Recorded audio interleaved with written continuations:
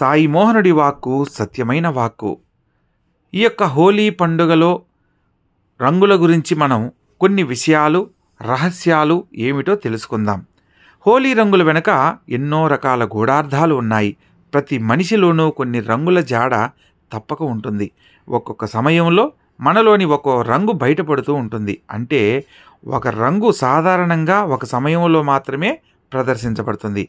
మన కోపము ఎరుపు రంగును ప్రదర్శిస్తే, మన అసూయ రంగు ఆకుపచ్చ, మన ప్రశాంతత రంగు నీలం, మన ఆనందకరమైన రంగు పసుపు, మన శక్తి కలిగించే రంగు నారింజ, మన గౌరవమైన రంగు లేత నీలం, మనం పుట్టిన మట్టి రంగు బహురకాలు, మన వెర్రి ఆలోచనల రంగు నలుపు, మన మంచి ఆలోచనల రంగు తెలుపు.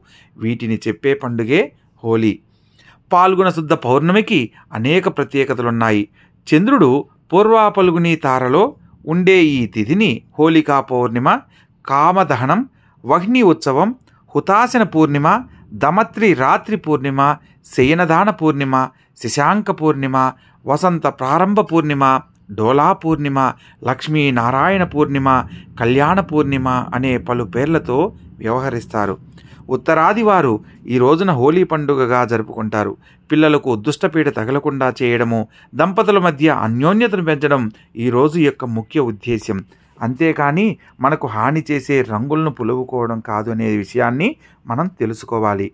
స్వస్తి. మరొక అంశంతో మళ్ళీ కలుద్దాం.